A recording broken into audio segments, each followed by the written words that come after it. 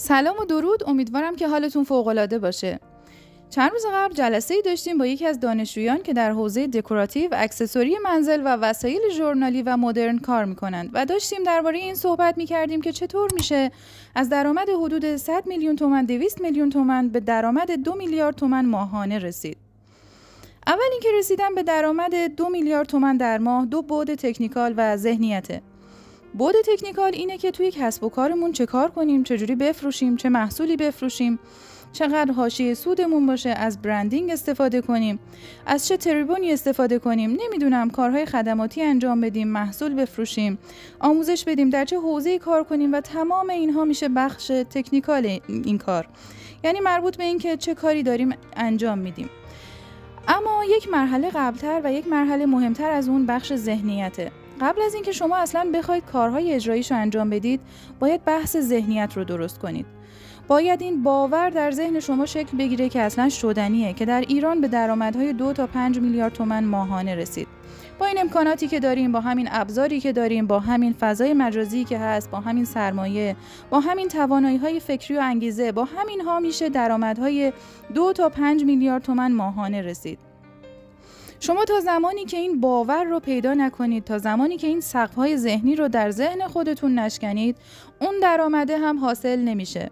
برای اینکه بتونید این ذهنیت رو شکل بدید، برای اینکه بتونید این باور رو شکل بدید، 4 تا راه اصلی وجود داره که دونه به دونه درباره‌اش صحبت خواهیم کرد. اما باید حواستون باشه که این کار خیلی سخته، تغییر ذهنیت خیلی سخته. شما از بچگی در جامعه‌ای زندگی کردید که همیشه میگن پول به سختی به دست میاد، که فقر رو دارید میبینید، که تورم رو دارید میبینید، که میبینید میانگین درآمد مردم شاید به 20-30 میلیون تومان در ماه نمیرسه.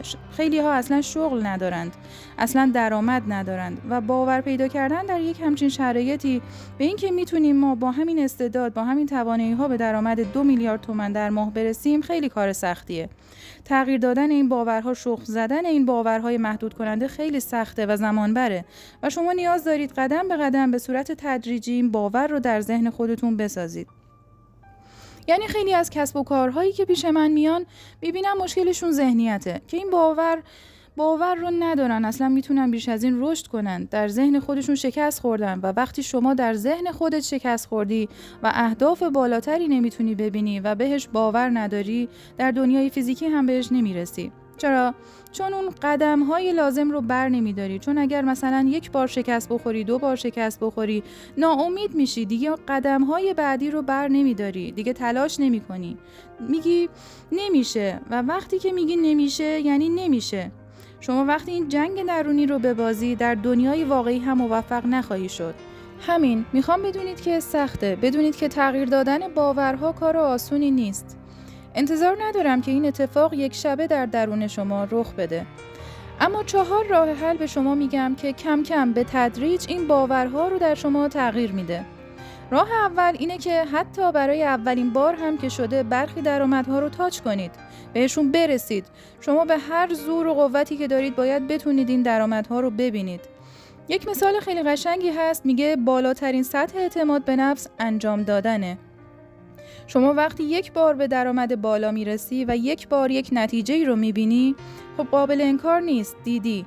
یک بار که به درآمد مثلا 2 میلیارد تومان در ماه برسی و در حساب بانکیت SMS بانکیت که میاد اون رو میبینی، دیگه قابل انکار نیست، دیگه دیدیش، دیگه واقعیه.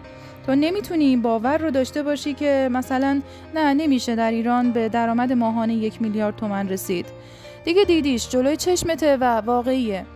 من وقتی اولین درآمد 1 میلیاردی، 3 میلیاردی، 5 میلیاردی مو که دیدم، ساعتها اینجوری نشسته بودم و نگاه میکردم که ثبت بشه، که در ذهن من این باورهای محدود کننده شکسته بشه که میشه به این درآمد رسید.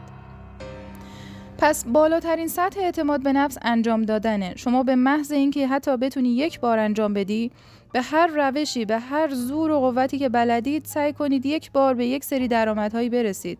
نگران دفعات بعدی نباشید. وقتی ذهن شما این باور رو پیدا کنه که میشه و میشه به یک سری درآمد رسید، دیگه این سدهای ذهنی هم شکسته میشه.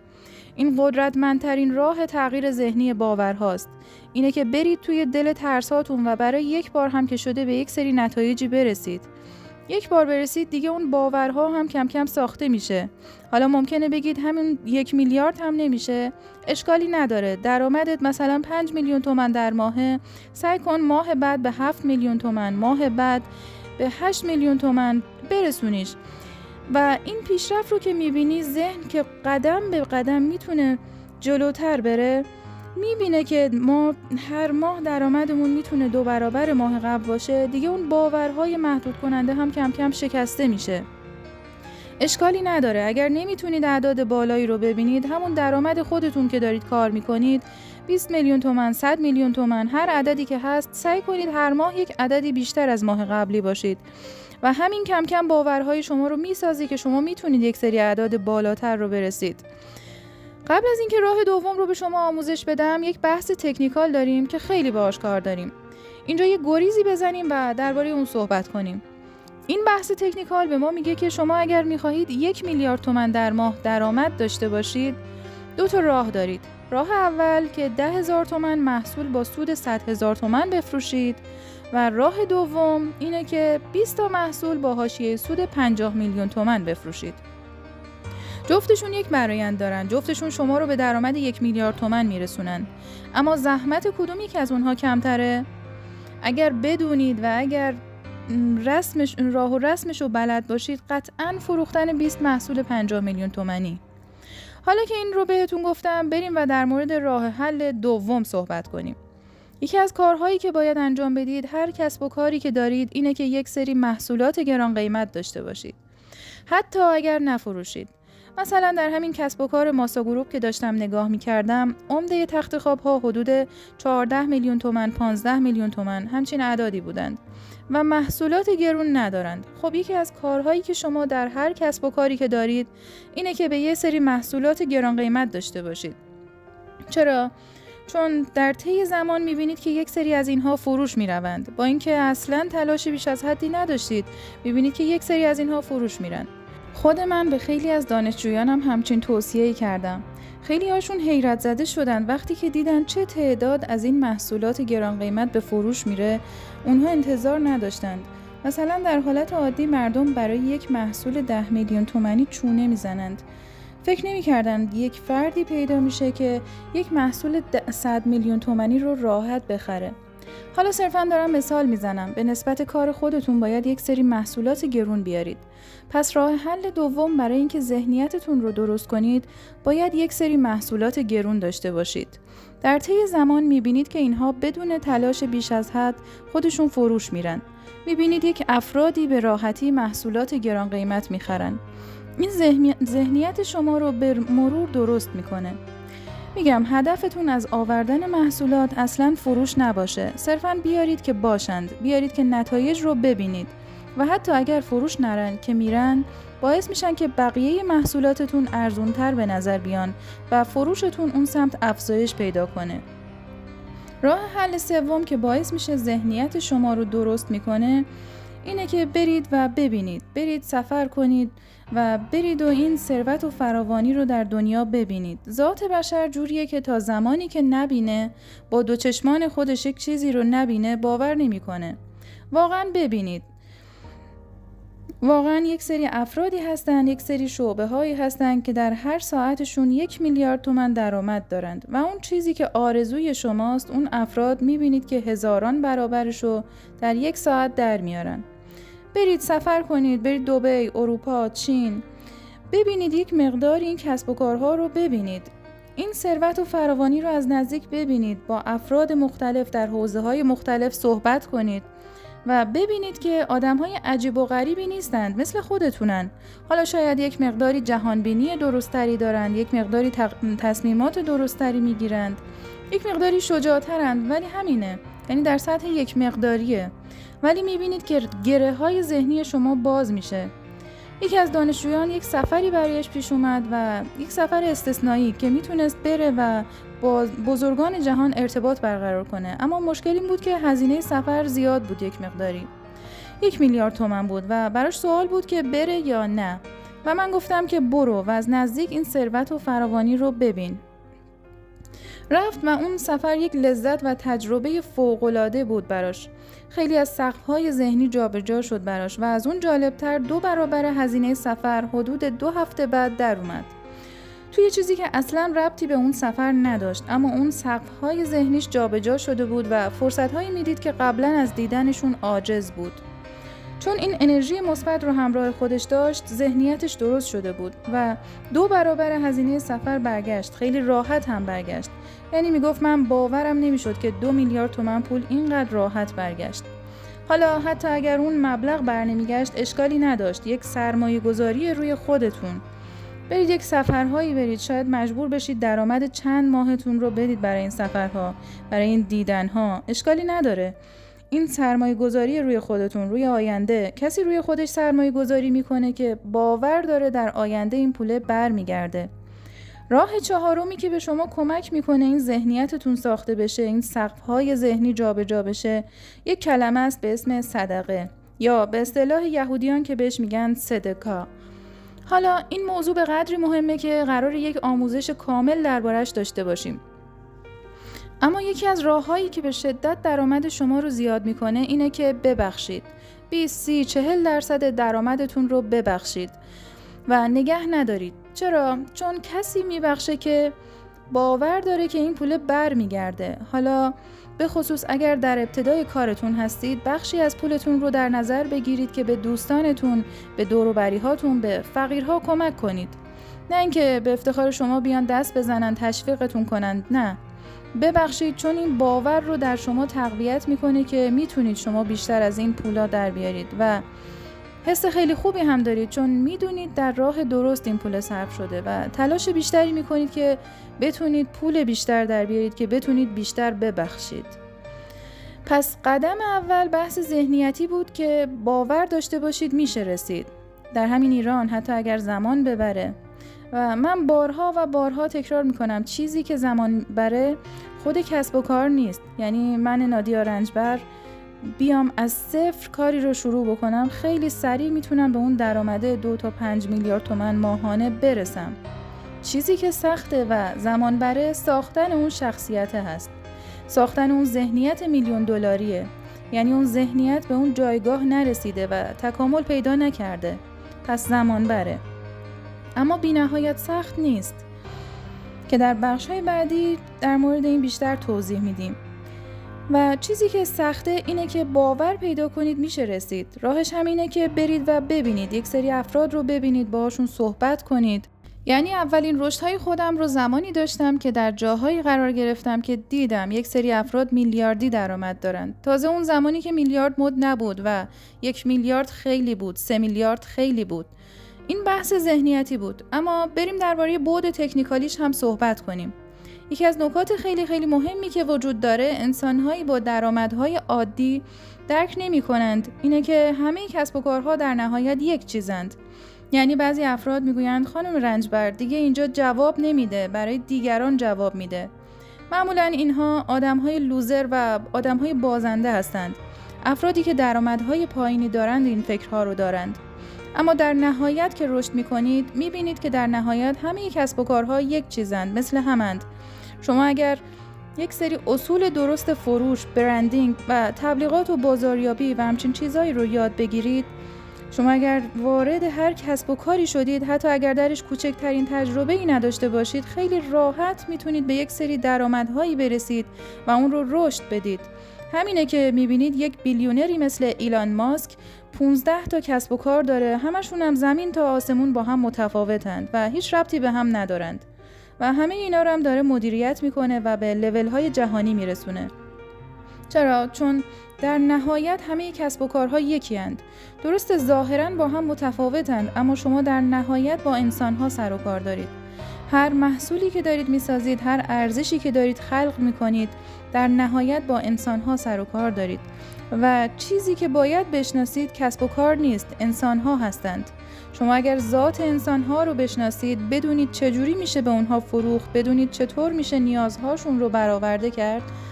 حالا مسائلی که سعی میکنم در آینده این تیپی پوشش بدم، شما میتونید اون کسب و کارها رو به جاهای خیلی بالایی برسونید. برای همینه که این توصیه ها رو هم به شما دارم میگم. چون چیزی که اونجا جواب میده برای شما هم جواب میده. پس این از بحث‌های تکنیکال که گفتم و شما برای رسیدن به درآمد بالا 2 تا راه حل دارید. یکی اینه که تعداد زیادی محصول ارزون بفروشید یا تعداد کمی محصول بسیار گران قیمت. حالا برای مایی که برند شخصیم، برای مایی که کسب و کار کوچیکیم، فروختن تعداد زیادی محصول جواب نمیده. ما اونقدری بودجه زیاد برای تبلیغات، برندینگ، نیرو، نمیدونم خرده فروشی و تمام اینها رو در اختیار نداریم که بتونیم تعداد زیادی محصول بفروشیم. مجبوریم تمرکزمون رو بذاریم روی فروش محصولات بسیار گران قیمت با حاشیه سود بسیار بالا، اما در تعداد کمتر. این خیلی راحت تره، شدنی تره. خب حالا چطور میتونیم یک محصول گرون رو بفروشیم؟ این یکی از سوالای ایشون بود که آیا نیازه که مثلا 10 برابر بهتر بسازم؟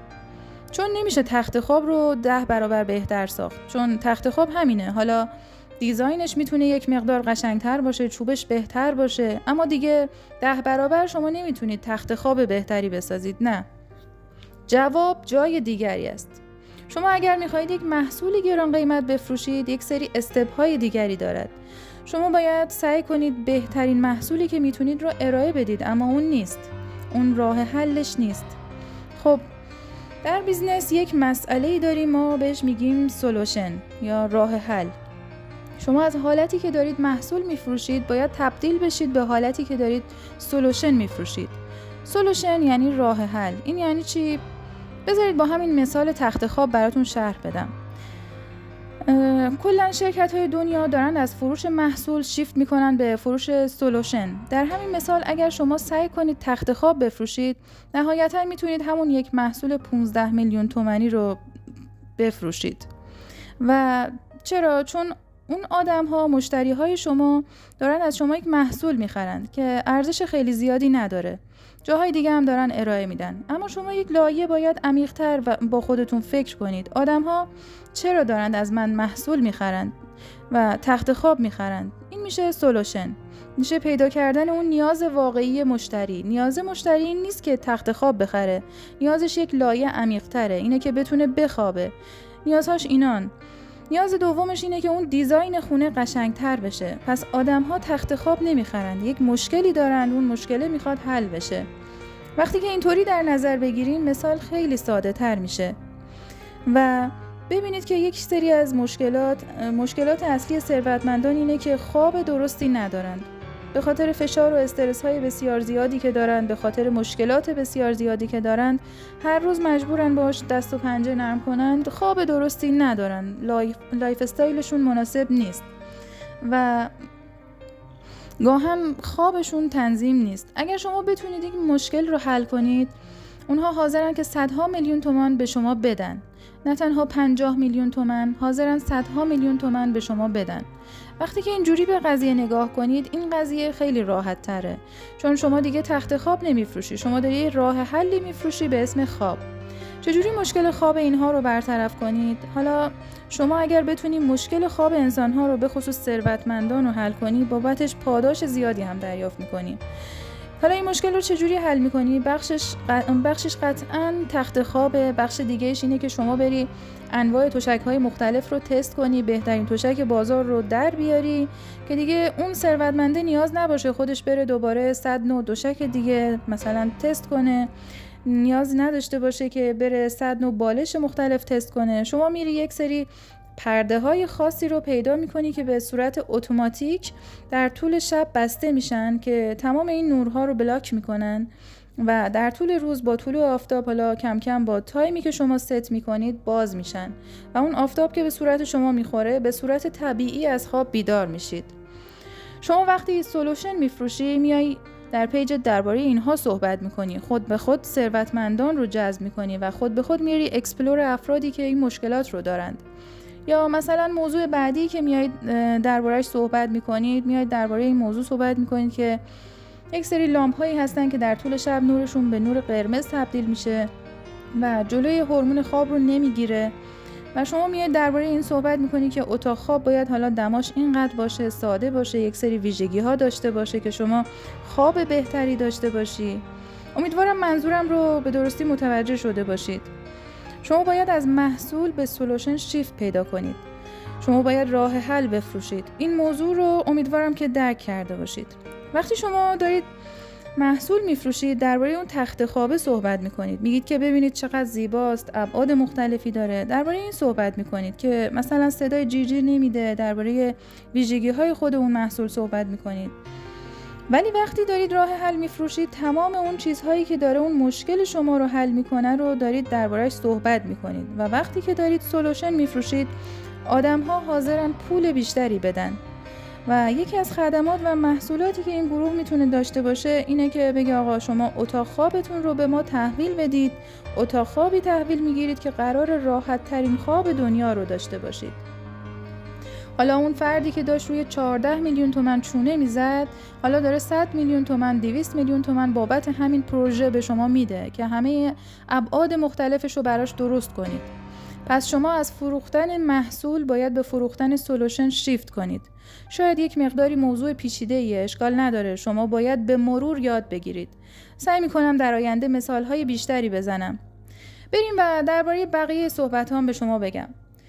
پس تا الان یاد گرفتیم که ما باید یک سری محصولات گران قیمت بفروشیم با حاشیه سود بالا و فروختن محصولات گران قیمت به افراد گران قیمت آسان‌تره. اما چطور این افراد ثروتمند رو جذب کنیم؟ چطور کاری کنیم که اونها به ما توجه داشته باشند؟ قبلا در پیج درباره‌اش صحبت کردیم. چند تا راه حل داره. یکیش اینه که درباره دغدغه‌هاشون صحبت کنیم. اغلبشون مشکل خواب دارن. شما به محض اینکه چطور میشه این مشکل رو حل کرد، خود به خود ثروتمندان هم جزو افرادی هستن که جذب شما میشن. میان پیج شما رو نگاه میکنن، دنبال میکنن. پس بحث دوم هم قیمته که وقتی شما قیمتتون پایینه، ثروتمندان سمت شما نمیان، چون حس میکنن این محصول در حد اونها، در شأن اونها نیست. حالا اینها هم بحث‌هاییه که در آینده بیشتر براتون باز میکنم. موضوع بعدی اینه که ما در هر حوزه‌ای که هستیم، در هر تریبونی که داریم، 3 دسته افراد داریم. دسته اول افرادیه که این مشکل رو دارند و این محصول رو میخرند، که از بین 3 تا 6% مخاطبان ما همین الان این محصولی که میفروشیم رو نیاز دارند و میخوان بخرن. اما لزوما ما نمیتونیم همین الان به این 3 تا 6% بفروشیم. اگر اول کاریم، اگر هیچ تلاش بازاریابی و کمپین فروش و تبلیغی انجام ندادیم، نهایتاً بتونیم 0.1% به اینها بفروشیم. و تا زمانی که حالا بتونیم اعتمادشون رو جلب کنیم، باشون ارتباط بگیریم و یک سری نکاتی که در صحبت‌های آینده خواهم گفت. 35 تا 40% افرادی که در همین تریبون ما قرار دارند علاقمند هستند به این کارهای من و احتمال داره که در طی زمان علاقمند بشن که بیان محصولات من رو بخرند. یعنی طرف نیاز نداره و از روی نیاز نیست، ولی علاقمند شده. حالا شما کلی استوری گذاشتی، کلی تولید محتوا کردی، کم کم علاقمند شده. این نیاز ذهنی براش به وجود اومده که من هم باید این محصول رو بخرم. پس در طی زمان شما میتونید 30 تا 40% افراد بفروشید و حدوداً 60% افراد در طی زمان حتی قرار نیست از شما بخرند. به هر دلیلی، یا کلاً قانع نمیشن بخرن، یا نیازی ندارن، یا توانایی مالیشو ندارن.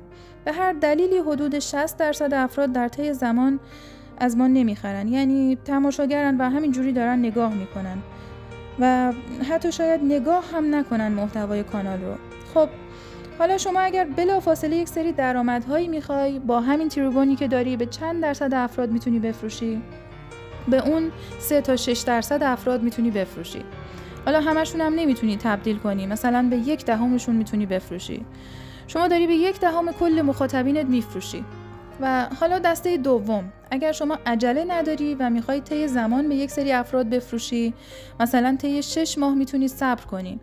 پس در طی زمان میتونی به 30 تا 40% افراد بفروشی. اما نه اگر درآمد کلاً براتون اهمیتی نداره و صبرتون هم خیلی زیاده، تمرکزتون باید روی اون 60% باشه. چرا باید تمرکزتون روی اون 60% افراد باشه؟ چون در بلند مدت به ما کمک میکنن برند بشیم. درسته این افراد شاید خریدی هم از ما نخواهند داشت، اما اندازه کافی که همراه ما باشن، میان در جاهای مختلف درباره ما صحبت میکنن. مثلا یک جای یک فردی شاید تخت خواب نیاز داشته باشه درسته شاید اون فرد خریدی نداشته باشه، اما ما رو معرفی میکنه، میگه این فرد رو من خیلی وقت دارم دنبال میکنم، کارش درسته، کارش قشنگه، برو از اون بخر. و برای ما میفروشه، برای ما تبلیغ میکنه، شبیه یک بیلبورد تبلیغاتی زنده. و این یکی از دلایلیه که من تمرکزی روی فروش ندارم، چون چیزی که شما رو در بلند مدت برند میکنه اینه که تمرکزتون روی اون 60% افراد باشه، افرادی که صحبت‌های شما رو در جامعه پخش میکنند، شما رو به بقیه معرفی میکنند. حالا این صحبت‌ها رو چرا گفتم؟ اگر شما میخواهید به درآمدهای بالاتری برسید، مجبورید تایم فریم بالاتری بگذارید. مجبورید مثلا 1 ماه بیاید آموزش بدید، تخصص نشون بدید، چه میدونم از آموزش هاتون فیلم بذارید، مراحل تولید ساخت رو بررسی کنید و درباره دغدغه های مشتری هاتون صحبت کنید، کلی از این محتواها داشته باشید. کم کم مخاطبینتون با شما خوب بگیرن و به شما اعتماد داشته باشن و حالا تعداد بیشتری میان میخرن. حتی کسایی که نیازی هم ندارن، صرفاً علاقه‌مندن، اونها به لیست مشتریان شما اضافه میشن. پس اگر میخواید زیاد بفروشید، شما این استراتژی کوتاه مدت که من همین الان باید بفروشم و باید کنار بگذارید و تمرکزتون رو باید بگذارید روی سولوشن، اینکه چجوری مشکلات مردم رو باید حل کنم، روی اینکه خوب حسن نیت نشون بدید، روی اینکه مردم با شما ارتباط بگیرن، اسم شما رو بیشتر بشنون، صداتون رو بشنون، نظراتتون رو به عنوان یک متخصص بشنوند. روی اینها باید تمرکز کنید و این پیج اگر این مشکلات رو حل کنه و یک سری کارهای دیگه که ما در این وایس نرسیدیم بررسیشون کنیم، اگر اینها رو انجام بده، خیلی راحت‌تر رسیدن به درآمدهای 2 میلیارد تومان ماهانه و خیلی دور از ذهن نیست. چرا؟ چون بخش سخت ماجرا رو ایشون طی کرده، تریبونشو داره، همین الان مثلا یک پیج 100 خورده کایی داره و تخصصشو داره، چند 10 سال داره در این حوزه به صورت تخصصی کار میکنه، ابعاد مختلفشو میدونه، از لحاظ ساخت میدونه که چی کار کنه، سیستمشو داره، همین الان 10 تا استادکار دارن زیر دستش کار میکنن، تبلیغات رو بلده، تمام این مراحل رو طی کرده و فقط نیاز یک سری تصمیمات استراتژیک بگیره، نیاز داره یک سری محصولاتشو حذف کنه، نیاز داره که آموزش بیشتری بده توی پیج. پس به جای اینکه تمرکزش روی این باشه که همین الان بفروشه، بگه نه، فعلا اصلا کاری به فروش ندارم، میخوام بیشتر آموزش بدم، بیشتر مشکلات مردم رو حل کنم و میخوام کمپین برگزار کنم. و حالا اینکه کمپین چی هست رو یکی از بحث‌های تخصصی کانال ماست که فعلا نمیخوام بهتون بگم. سابسکرایب یادتون نره که از بحث‌های تخصصی ما جا نمونید. و اینکه میخوام برند بشم و اینکه برند چیه و حالا فرصت نشد در این وایس درباره‌اش بهتون بگم و در آینده میگم. تا وقتی تمرکزش رو روی اینها بذاره، خود به خود میرسه به اون درآمدهای 2 تا 5 میلیارد ماهانه میرسه. یعنی فاصله زیادی نداره. یعنی اگر من بودم شاید 3 ماه بود، 5 ماه بود، ولی خب حالا بسته به موقعیت ایشون که باید یک سری ذهنیت‌ها رو بشکنن، این مسیر یک مقداری براشون طولانی تره. در مورد مسائل دیگه‌ای هم درباره‌شون صحبت کردیم و دوست داشتم با شما هم به اشتراک بگذارم، ولی صحبت‌هامون خیلی طولانی داره میشه و اینها رو من بخش‌بندی می‌کنم و در صوت‌های مختلف در وایس‌های آینده به شما آموزش میدم و به خصوص درباره برندینگ. پس این از آموزش‌های امروز. ما سعی می‌کنیم در وایس‌های آینده آموزش‌های تخصصی تری بدیم تا شما بتونید درآمدتون رو بیشتر کنید. من دکتر نادیا رنجبر هستم. تخصص من کمک به کسب و کارهای مختلفه تا به درآمدهای ماهانه 2 تا 5 میلیارد تومان برسند و تا آموزشی دیگر بدرود.